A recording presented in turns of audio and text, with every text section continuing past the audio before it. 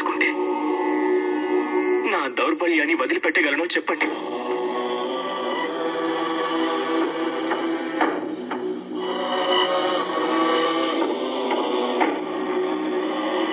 లే పార్థ,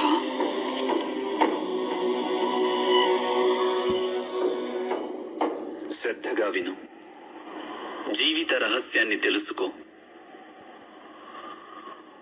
లోకం యొక్క వాస్తవిక రూపాన్ని అర్థం చేసుకో.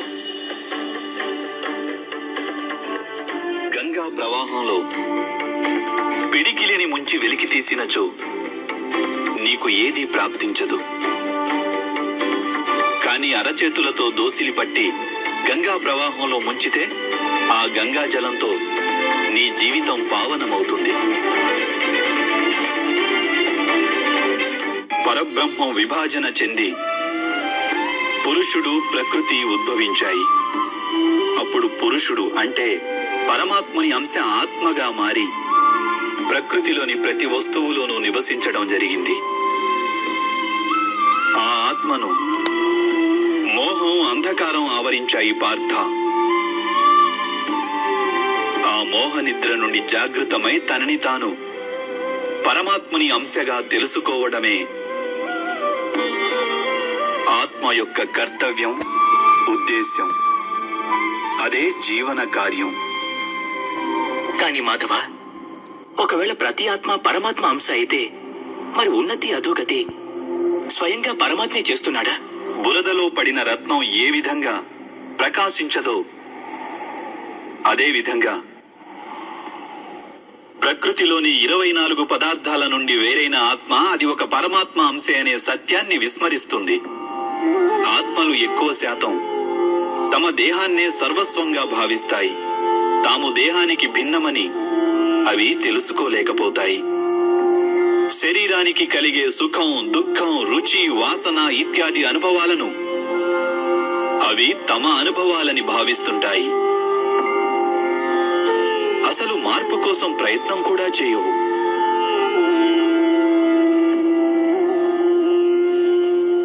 ఇలా మార్పు కోసం ప్రయత్నం కూడా చేయని ఆత్మలు నిరంతరం అధర్మం చేస్తూనే ఉంటాయి. వాటిని జాగృతం చేసేందుకు దండన విధించడం అనివార్యం.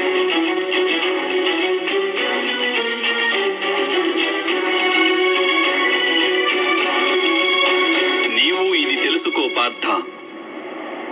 నీవు శరీరానివి కాదు, కేవలం ఒక ఆత్మవు.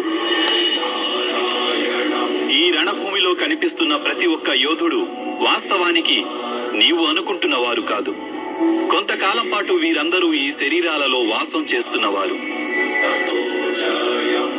వీరి శరీరాలు మరణిస్తాయి, కానీ వీరందరూ అమరులు. వీరు మళ్లీ నూతన శరీరాలను ధరిస్తారు. తాము ఆత్మస్వరూపులమని తెలుసుకునే వరకు తమ అధర్మాన్ని త్యజించి ధర్మ మార్గానికి వచ్చే వరకు వీరందరూ ఇలా జన్మిస్తుంటారు, అలాగే మరణిస్తుంటారు. ఇదే బ్రహ్మ విద్య బోధించే ప్రథమ పాఠం పార్థ. జన్మించిన వారికి మరణం అనివార్యం. అలాగే మరణించిన వారు అవశ్యం మళ్లీ జన్మిస్తారు. ఈ మహాజ్ఞానాన్ని సాంఖ్య యోగమని అంటారు.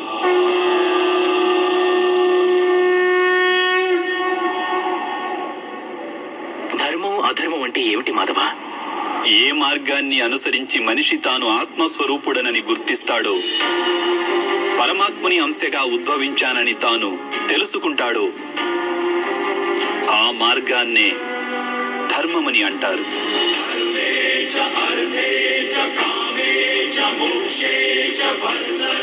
ఎప్పుడు మనిషి తనను తాను పరమాత్మ స్వరూపునిగా అర్థం చేసుకుంటాడో అప్పుడు సృష్టియే పరమాత్మయని, పరమాత్మయే సృష్టి అని వానికి అనుభవగతం కాగలదు.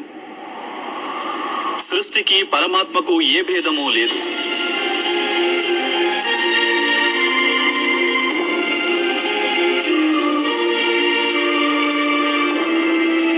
ఏ మనిషి అయితే ఇది తెలుసు తెలుసుకుంటాడో వాడు ఇతర మనుషులు ప్రాణుల పట్ల నిర్దయ కాఠిన్యం వహించడు. వానికి ఇది తెలుసు, జిహ్వను ఖండిస్తే బాధ కేవలం జిహ్వకే ఉండదు, దాని అనుభూతి శరీరమంతటికీ ఉంటుంది. అదేవిధంగా ఒక మనిషికి బాధ కలిగితే సమస్త లోకము ఆ బాధను అనుభవించి తీరుతుంది. ఈ లోకంలో ఏ ఒక్క మనిషి బాధను అనుభవిస్తున్నా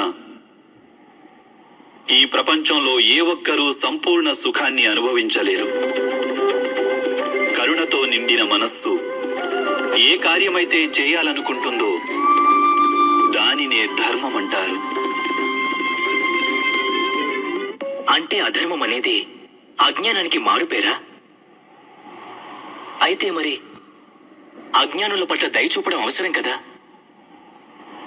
దండించడంలో అర్థం ఏమిటి?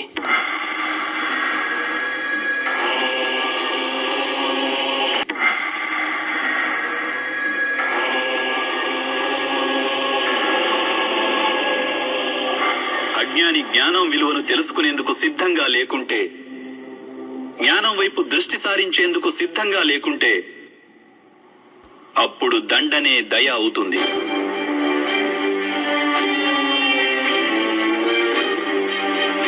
వాని పట్లనే కాదు, ఇతరుల పట్ల కూడా అవుతుంది.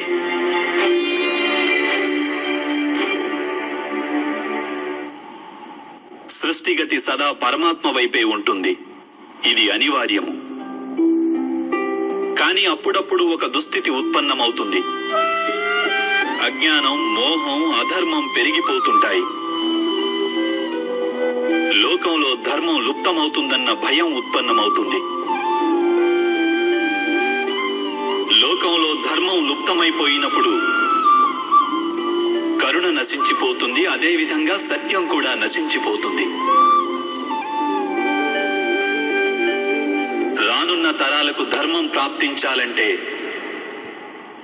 ఈ రోజే అధర్మాన్ని నాశనం చేసి ధర్మాన్ని పునఃస్థాపించడం అనివార్యము పార్థ.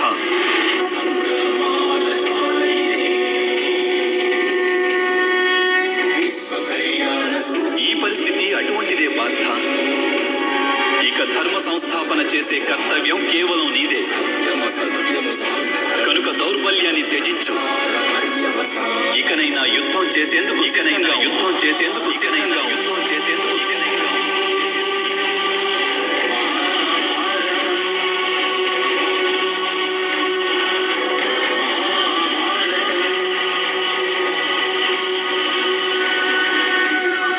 మరి నా చేతులలో హత్యలు జరుగుతాయి మాధవ.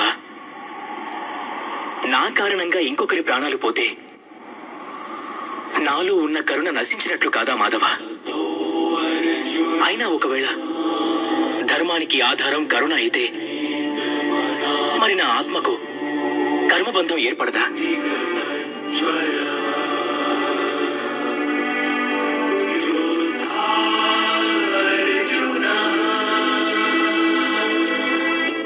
కర్మబంధం అనేది అవశ్యం ఏర్పడుతుంది, కానీ కార్యబంధం ఏర్పడే అవకాశం లేదు పార్థ. నీవు కర్మకు కార్యానికి మధ్య ఉన్న భేదమేమిటో తెలుసుకోవడం అవసరం. అన్ని కర్మలు కార్యాలే, కానీ అన్ని కార్యాలు కర్మలు కావు. కర్మ అనే కార్యం ఏమిటంటే దానికి ఫలితం అనే ఆశ తోడై ఉంటుంది.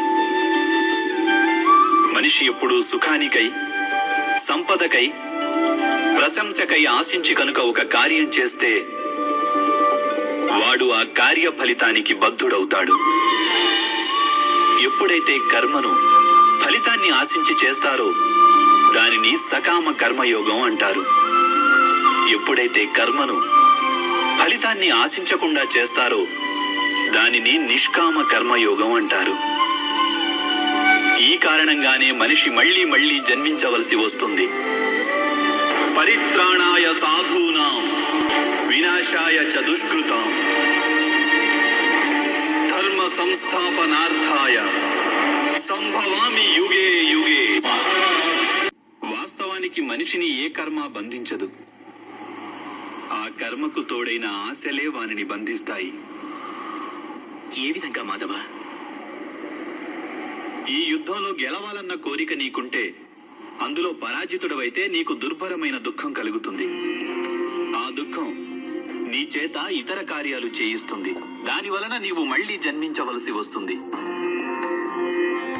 యుద్ధంలో నీవు విజయుడవైతే నీలో అహంకారం పెరుగుతుంది. ఆ అహంకారం నిన్ను విశ్వ విజేతవు కమ్మని ప్రేరేపిస్తుంది. నీ చేత హత్యలు చేయిస్తుంది. ఆ పాపం నిన్ను బంధిస్తుంది. ఆలోచించు. ఒకవేళ నీకు ఈ యుద్ధం పట్ల విజయానికై మోహం గాని పరాజయ భయం గాని లేకుంటే ఈ యుద్ధం పూర్తయ్యాక నీకు సుఖం ప్రాప్తిస్తుందా లేక దుఃఖం ప్రాప్తిస్తుందా?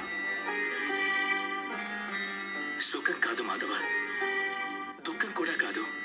అంటే నీకు లభించే సుఖం, దుఃఖం, ఆవేదన, నిరాశ, అహంకారాలకు యుద్ధం కారణం కాదు. యుద్ధం పట్ల నీ మనస్సును ఎన్నో ఆశలు చుట్టుముట్టి ఉన్నాయి. అదే కారణం. నేనంటున్నది సత్యం కాదంటావా పార్థ?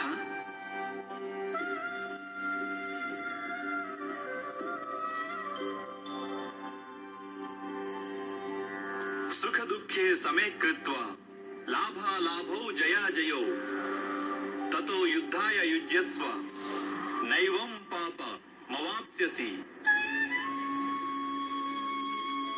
అంటే సుఖ దుఃఖాలను సమానంగా భావించి లాభం, హాని, జయాపజయాల గురించి ఆలోచించకుండా నీవు యుద్ధం చేస్తే కౌంతేయ, నీవప్పుడు పాపంలో భాగస్థుడవు కాబోవు.